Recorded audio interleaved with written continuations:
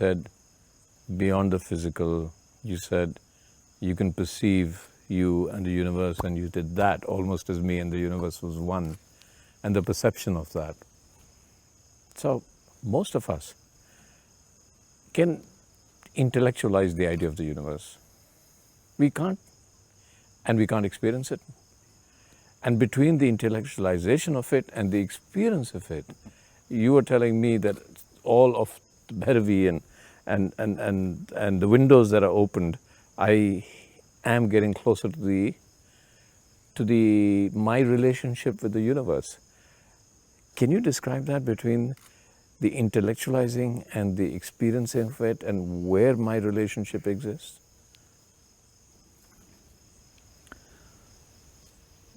See, if you go with a foot scale to measure the depth of the ocean, you will invariably come back and tell me that it's bottomless, because it's impossible for you to measure the depth of the ocean with a foot scale.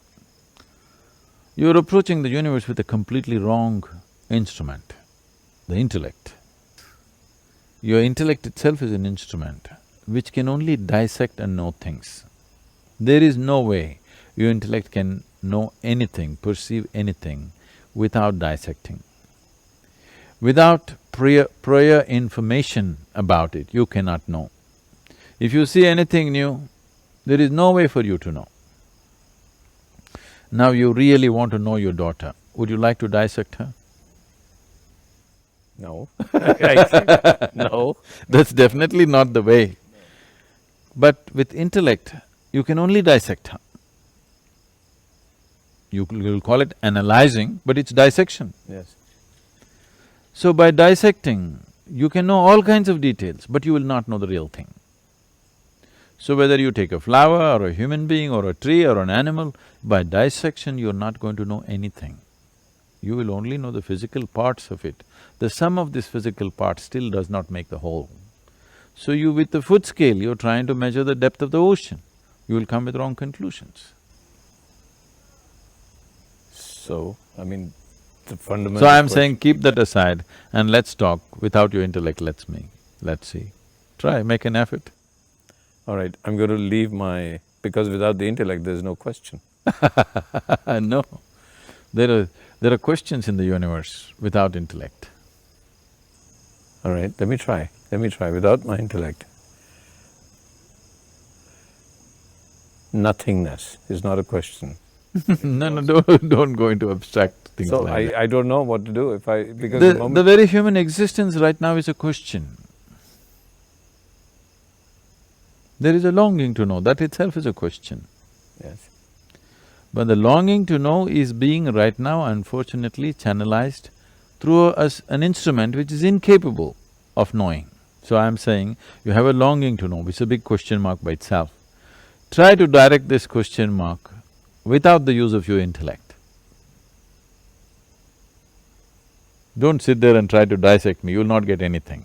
If you cut me, you'll only get what you will find in a frog or a goat, the same heart, liver, kidney.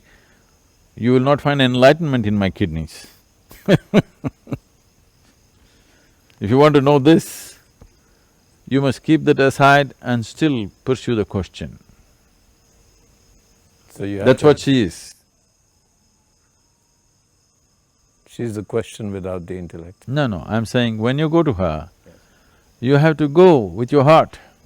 You can't go with your intellect. If you go with your intellect, what is there? One black form like this? What is this? It's nothing. But you ask people who just walked in, it just hits them. It's an explosion of energy. But if you go there with your intellect, what is there? Simply madness. So is madness wrong? I thought everybody's trying to be sane. Okay, so let's not be sane for a while. Let's be mad. The thing is, human beings are always trying to do mildly insane things because their sanity is so restrictive. their sanity is just crushing them within themselves. So they want to do something crazy. They're not trying to do something crazy, they're trying to break the trap of their own intellect. Intellect thinks logically. Within the frame of the logic, they feel trapped, but they don't understand it is they who are building the trap. Even a spider has the intelligence to build a trap for somebody else, not for himself. Right. Human beings using their fine instrument of an intellect and building a trap for themselves, and they feel trapped in that logic. Now they want to do something crazy.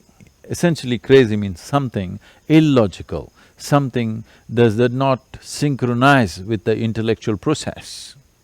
Every time they do that, either through drug, a drink or some other mad act that they do, they're crossing the line of their logic and they think it's great.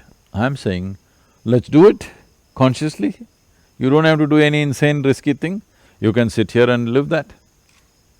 I'm saying, someone who builds a trap for himself of his own logic, he is truly insane, but he thinks he is sane. Your very concept of sanity has to change.